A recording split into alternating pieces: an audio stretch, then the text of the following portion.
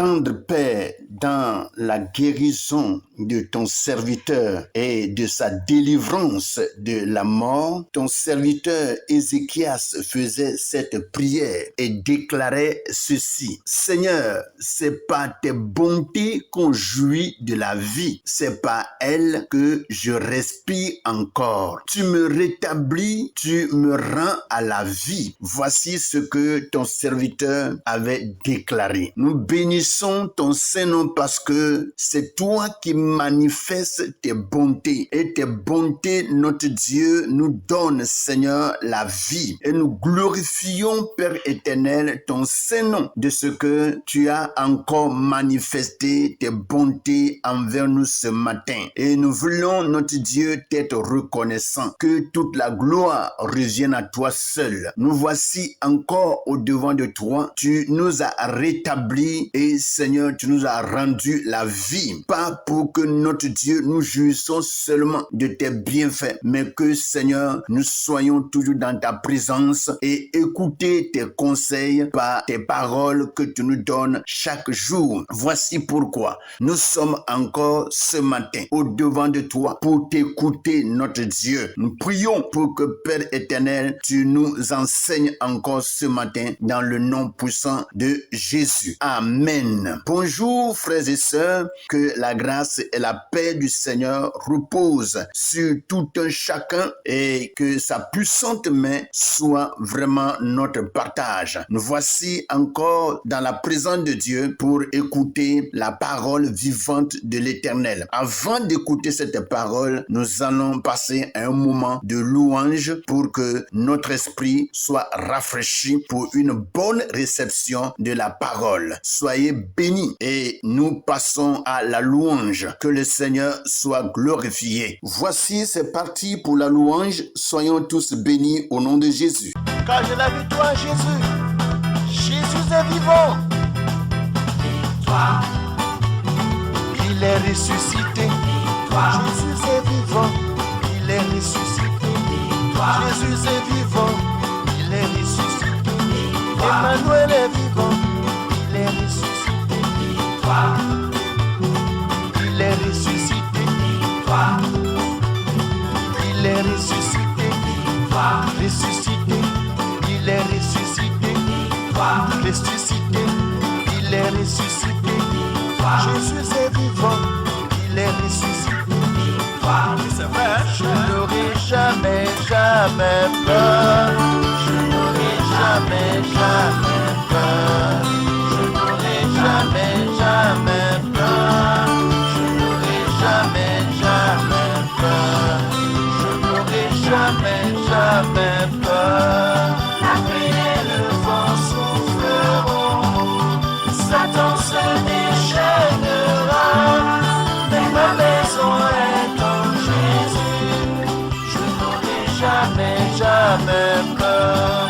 Alléluia. Bonjour frères et sœurs, que la grâce et la paix du Seigneur reposent sur chacun d'entre nous. Après que nous ayons écouté ce merveilleux chant qui vraiment a préparé l'esprit de chacun et rafraîchi la mémoire de tout un chacun, nous allons passer à l'écoute de la parole. Je vais inviter chacun d'entre nous à prendre sa Bible dans le livre de Ecclésiaste, chapitre 5, à partir du verset 10 au verset 12. Et je vais lire dans la version Louis II. Il est écrit: quand le bien abonde, ceux qui le mangent abondent. Et quel avantage en revient-il à son possesseur, sinon qu'il le voit des yeux? Le sommeil du travailleur est doux, qu'il ait peu ou beaucoup à manger, mais le rassasiement du riche ne le laisse pas dormir.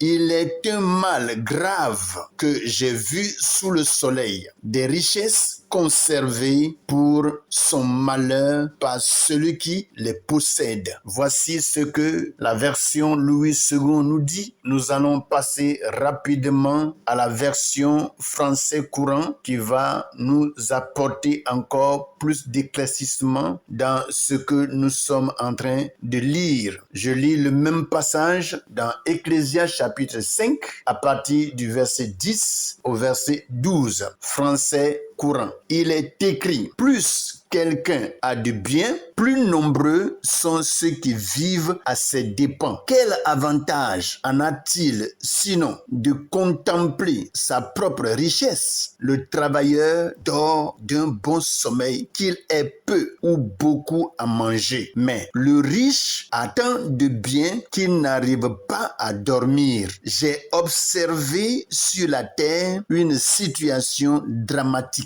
celle de quelqu'un qui a mis son argent de côté pour son propre malheur. Voici ce que le français courant nous dit. Nous allons nous focaliser sur ces deux versions et passer à la méditation de ce matin. Nous retournons ensemble à la version Louis II pour débuter notre méditation du jour. Quand le bien abonde, ceux qui le mangent abondent. Et quel avantage en revient-il à son possesseur, sinon qu'il le voit de ses yeux? Voici ce que le passage nous dit. Nous commençons par le verset 10 et avancer jusqu'au reste des versets pour recevoir ce que Dieu nous réserve ce matin. Et comme nous sommes en train de le lire, cette parole est tellement vraie et claire qu'en réalité, lorsque quelqu'un a du bien, quelqu'un a de l'argent, par exemple, ceux qui en réalité en mangent, ceux qui en profitent sont aussi nombreux. Il suffit en réalité dans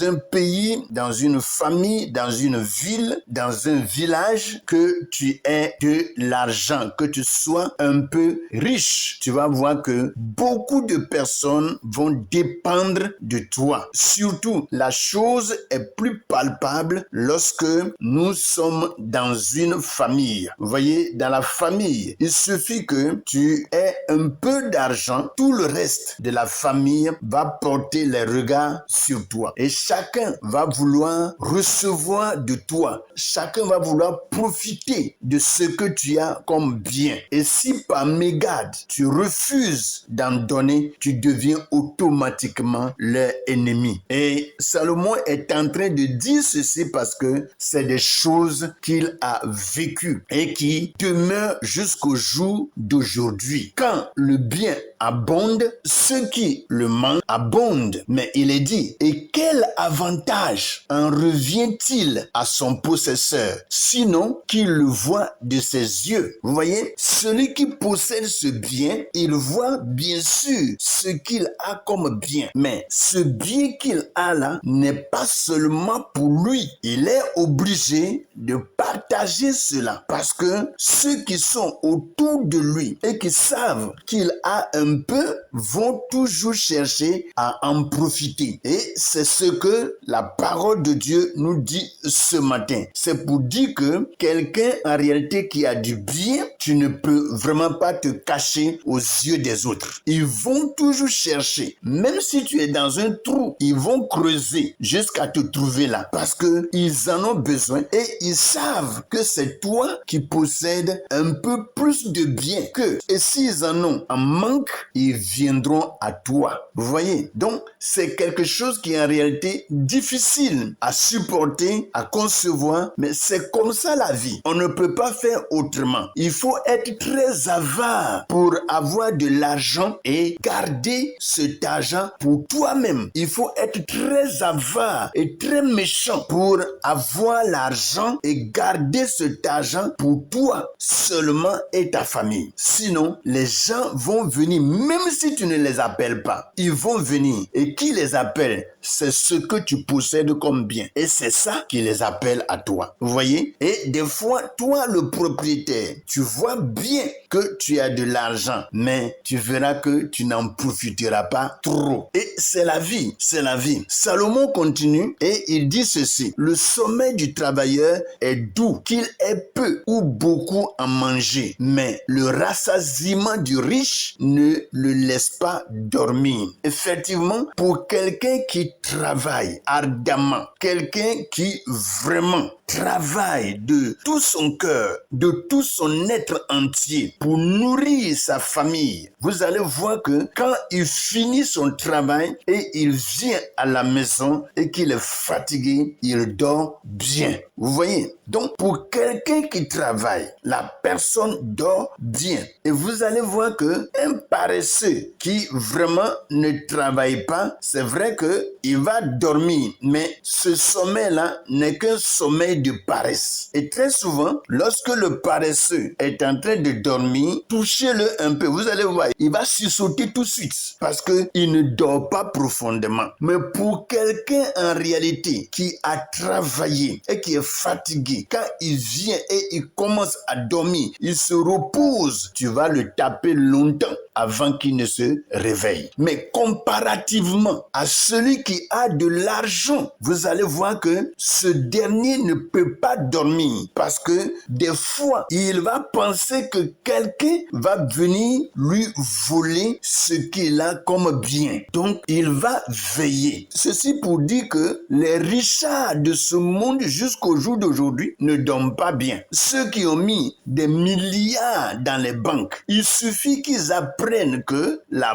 banque a pris feu ou bien quelque chose est arrivé à cette banque, ça devient un souci pour eux. Ça devient un souci pour eux parce que quelque part, ce qu'ils ont comme richesse devient leur Dieu. Ça devient leur idole. Pour eux, rien d'autre ne peut les sauver que leur argent. Et c'est pour cela, lorsqu'ils dorment, ils ne peuvent pas bien dormir. Salomon dit la vérité ici. Et si vous connaissez dans votre environnement, dans votre quartier, quelqu'un qui est riche, quelqu'un qui a du bien, il faut vérifier, voir si ce dernier dort bien. C'est pour dire que l'argent ne peut pas permettre à ce que quelqu'un se repose, que quelqu'un dorme bien. Les biens que tu as, les richesses que tu as ne peuvent pas te permettre de bien dormir. La seule personne qui peut vraiment te donner un bon sommeil pour que tu puisses bien dormir, c'est ton Créateur, Dieu. Je dis très souvent que c'est lui qui fait dormir et c'est lui qui nous réveille. S'il t'a fait dormir, il faut que ce soit lui qui te réveille. S'il t'a pas réveillé, c'est fini, tu es parti. Et tout ce qu'on peut dire, on te dira que tu as regagné ton père ou bien tu es parti de l'autre côté, un côté que personne ne connaît. Donc c'est pour dire que lorsque quelqu'un dit qu'il est riche, vous allez voir que ce dernier qui est riche, sans le soutien de Dieu, sans le support de l'Éternel, le support de son Créateur, il va vraiment pas bien dormir parce que ce qu'il a comme bien devient son Dieu. Il sera perturbé et il va tout faire pour être le gardien de son propre bien. Et les richards, c'est ce qu'ils font. Et c'est pour cela qu'ils n'arrivent pas à dormir. Ils n'arrivent pas à dormir parce que pour être gardien de quelque chose, il ne faut pas dormir. Il faut vraiment être en éveil pour garder ce que tu possèdes. Et Salomon le dit bien fort ici. Et il dit que le sommeil du travailleur est doux, qu'il ait peu ou beaucoup à manger, mais le rassasiement du riche ne le laisse pas dormir. Le rassasiement du riche, quand bien même qu'il se dit rassasié de tout ce qu'il a comme bien, ça ne va pas le laisser dormir. Alléluia. Voyez, Salomon continue et il dit, il est un mal grave que j'ai vu sous le soleil, des richesses conservées pour son malheur, pour celui qui les possède. Vous voyez, très souvent, il y a des gens qui conservent de l'argent pour leur malheur. Il y a des gens qui conservent beaucoup d'argent pour le jour de leur décès. Il y a des gens qui conservent beaucoup d'argent pour leur cercueil. Et des fois, quand ils le font, très souvent, ils ne meurent pas vite, mais souvent aussi, d'autres meurent avant le temps. Parce que toi-même, tu as préparé le malheur. Et comme tu l'as préparé, ça va bien t'atteindre. Est-ce que vous voyez? Et il y en a vraiment des gens dans ce monde et qui ont agi ainsi. aussi, ils ont conservé de l'argent pour leur jour de malheur. Et Salomon a vu toutes ces choses. Il dit, mais comment est-ce que l'homme peut penser à de telles choses? Réserver de l'argent, conserver de l'argent pour son jour de malheur. Non, on peut vraiment conserver de l'argent pour beaucoup de réalisations, pour aider et soutenir d'autres personnes. Mais conserver de l'argent pour son malheur, c'est appeler le malheur à soi. En réalité, ce ne sont pas de bonnes choses. Ce ne sont pas de bonnes choses que l'homme doit faire ici-bas. Le français courant nous dit ici que plus quelqu'un a de biens, plus nombreux sont ceux qui vivent à ses dépens. Donc, si quelqu'un a de biens, comme je l'avais déjà dit, ceux qui vraiment vivent avec lui seront plus nombreux à l'aider à dépenser ce qu'il a comme bien. Et finalement, lui qui est le possesseur n'en profite pas trop. Il est dit, le travailleur dort d'un bon sommeil, qu'il ait peu ou beaucoup à manger. Peu importe ce que le travailleur a pour sa nourriture. Mais une fois qu'il travaille, il vient et qu'il est fatigué, il se repose bien. Mais le riche n'arrive pas à dormir à cause de sa richesse. Vous voyez? Et Salomon dit ici que j'ai observé sur la terre une situation dramatique, celle de quelqu'un qui a mis son argent de côté pour son propre malheur. Vous voyez comment on peut vraiment réserver de l'argent pour son propre malheur? Ce n'est pas du tout bien et c'est des choses que nous devons corriger dans notre vie pour mener une bonne et merveilleuse vie. Soyez bénis, que la grâce et la paix du Seigneur reposent sur chacun d'entre nous au nom de Jésus. Amen.